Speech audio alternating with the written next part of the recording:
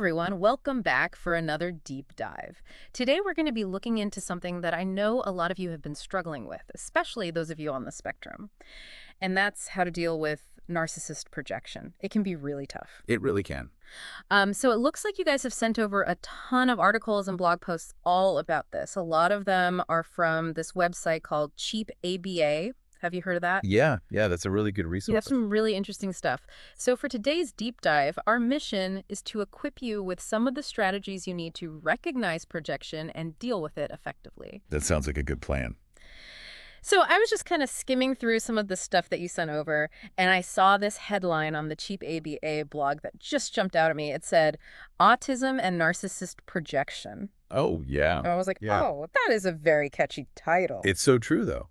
They're very much linked. Yeah. It's fascinating how those two things come together so often. We'll explore how certain autistic traits, like we've talked about before, some of the amazing autistic traits, can also make individuals more vulnerable to narcissistic manipulation. Okay, so right off the bat, they're defining projection as this defense mechanism where narcissists basically just dump all their negativity and blame onto someone else. Yeah, it's classic. A classic tactic.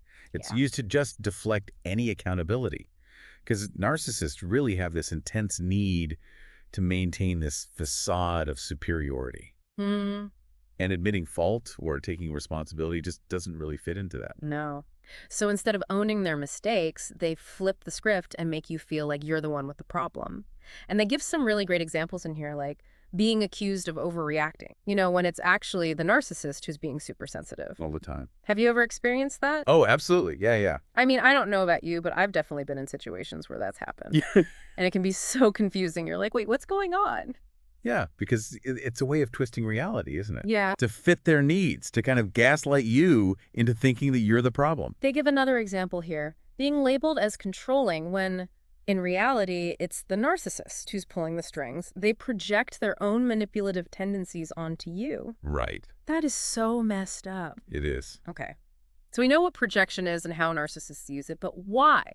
Why do they do it? What's the payoff for them? Well, like I said, I think it comes down to maintaining this facade of perfection that they have. Right. So they can't be seen as being wrong or making mistakes. Mm-hmm. But also, it's a really powerful tool for control. Okay.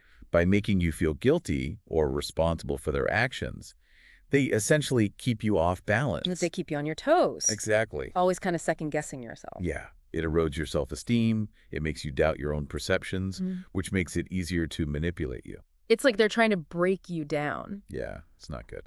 So I'm thinking about how this impacts someone on the spectrum. It just feels like it could be even more challenging to navigate, right? Oh, absolutely. Because there's all these other things going on. Yeah.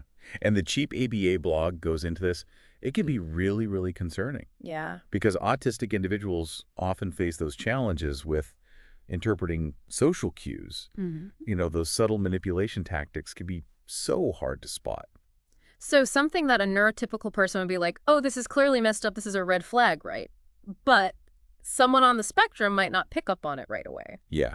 They might not have those kind of like internal alarm bells ringing that something's not right here. Yeah, because they're coming at it with a completely different perspective. Right. And also just the fact that a lot of autistic individuals have this incredible honesty and this desire for fairness that they possess that can actually make them more trusting, more likely to take someone at their word, even when that person is being deceptive. Yeah. It's like their inherent goodness is kind of being used against them. Yeah, their beautiful qualities are being taken advantage of. It's really heartbreaking. It is.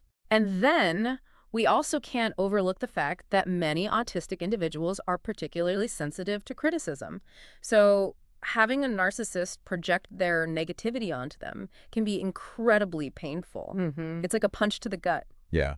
It's almost like a double whammy because not only are you being manipulated, but you're also being attacked for something that's not even your fault. Right. And then there's another layer to this too. The blog talks about executive functioning. Oh, yeah. What is that? Yeah, do you want me to break that down a little bit? Yeah. So executive functioning refers to this set of mental skills that kind of help us plan, organize, regulate our emotions, and manage our time. Okay. And these are essential, right? We need these skills to set boundaries and assert ourselves, Yeah. which are crucial when dealing with a narcissist. So someone who struggles with executive functioning, which can be common in autism, it could be even harder to stand up to a narcissist and say, hey, this isn't okay. Exactly. It can create a sense of powerlessness, right? Yes. Making it easier for the narcissist to just control the situation. Right. You're kind of at their mercy in a way. Yeah, it can feel like that. So it is really concerning, but it's good that we're talking about it.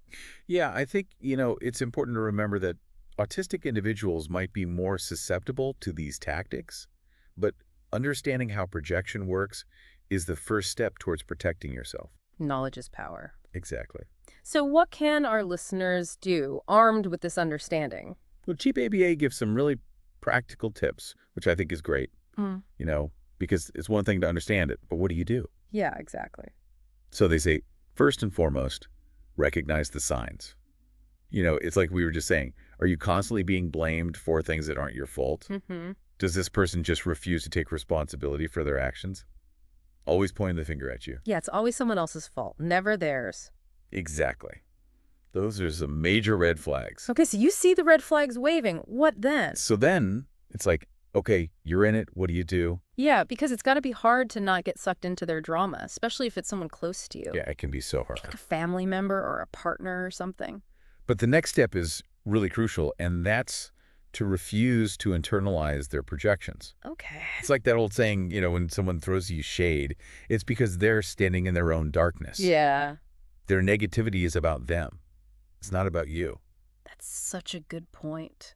It's hard to remember that, though, when you're in the thick of it. Oh, it's so easy to start questioning yourself. Like, maybe I am the problem. Exactly. Maybe they're right. Yeah.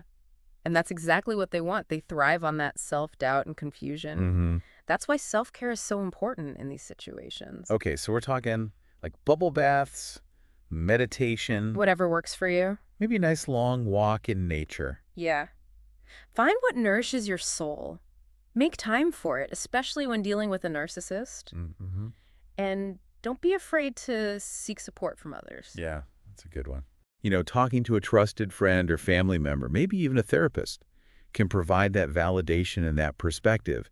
They can help you see through the fog of manipulation and remind you of your own worth. Yeah, sometimes you just need that outside voice to be like, no, you're not crazy.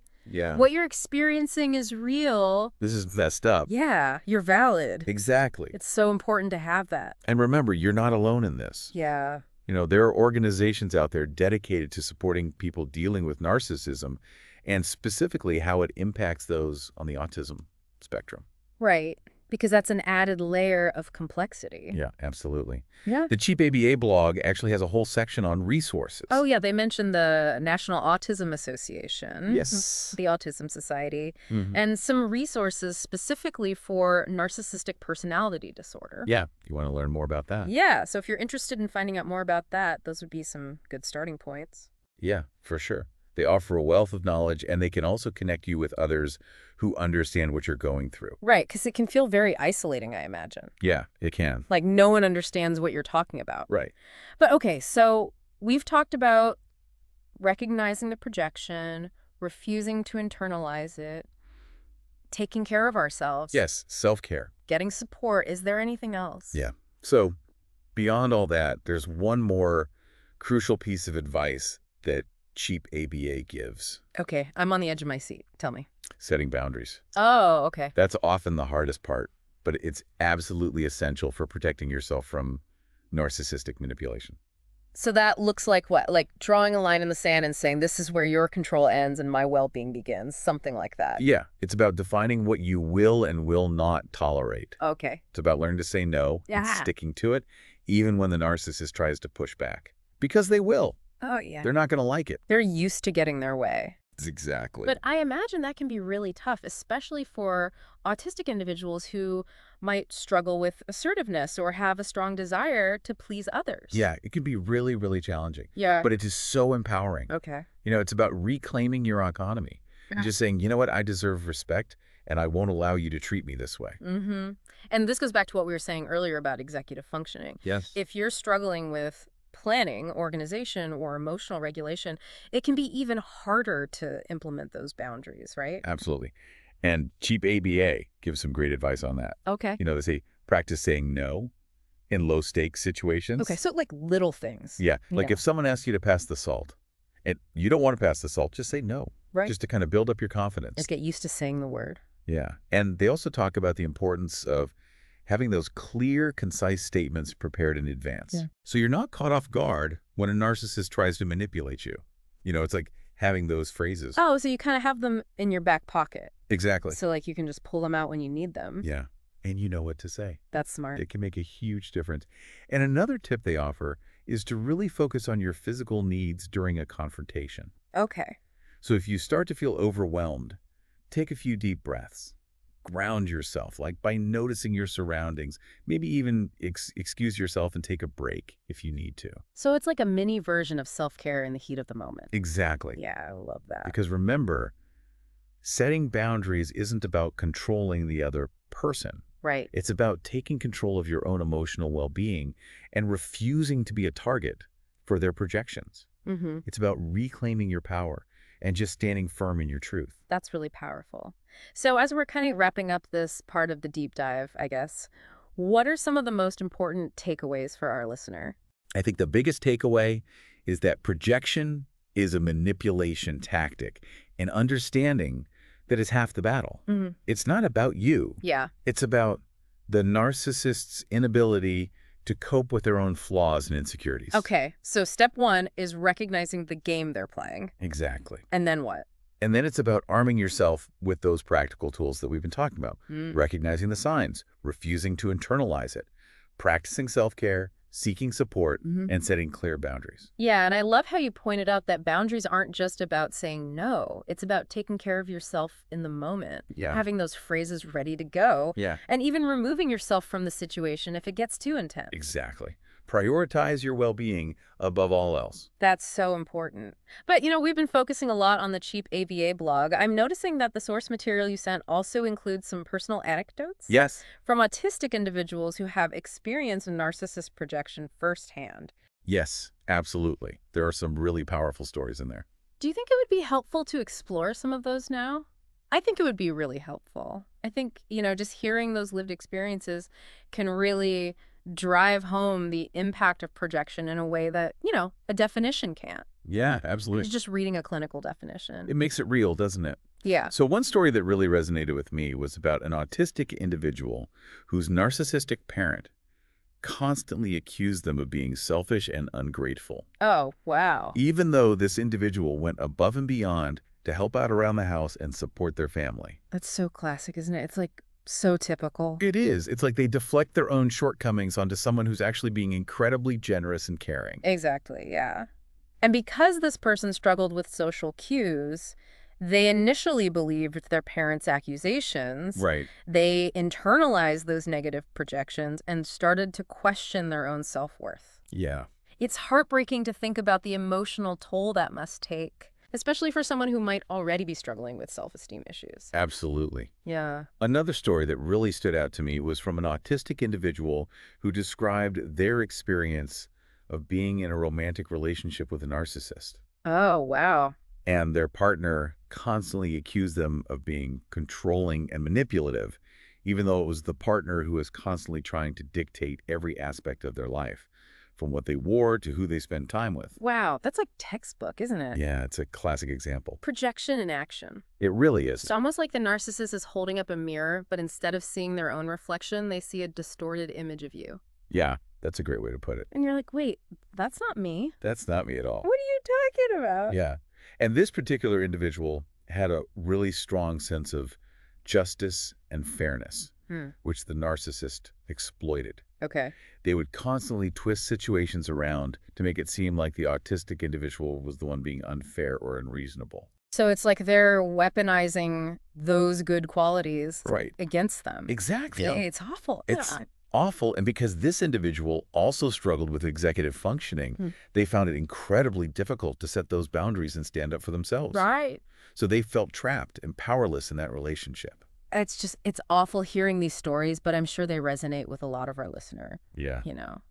But it also, I think, underscores the importance of everything we've been talking about. Recognizing the projection, refusing to internalize it, prioritizing self-care, seeking support, and setting those boundaries. Yeah, you're so right. Like all of that comes into play. It does. These stories really serve as a reminder that these tactics are real, they're damaging, and they can have long-lasting impacts. But they also offer, I think, a glimmer of hope, right? Because many of these individuals were able to break free from these toxic relationships and reclaim their lives. Mhm. They found their voices, they learned to set those boundaries, they surrounded themselves with supportive communities. That's so inspiring. It is. Yeah, it's a testament to the resilience of the human spirit. Yeah. And it shows that even in the face of narcissistic abuse, healing and empowerment are possible. Absolutely. Yeah. And remember, knowledge is power. By understanding these dynamics, you're taking a crucial step towards protecting yourself. Okay, so we are wrapping up our deep dive into narcissist's projection and its impact on autistic individuals. Yeah. What is the one thing you want our listeners to walk away with? I think if you're experiencing this kind of manipulation, know that you are not alone. Yeah. There is help available, and you deserve to be treated with respect and dignity. Mm-hmm. And remember those resources we mentioned, like the National Autism Association, the Autism Society, those can provide support and guidance. And just don't underestimate the power of your own inner strength. You are capable of setting those boundaries, reclaiming your power, and living a fulfilling life free from narcissistic abuse. That's so good. And to our listeners, thank you for joining us on this important journey.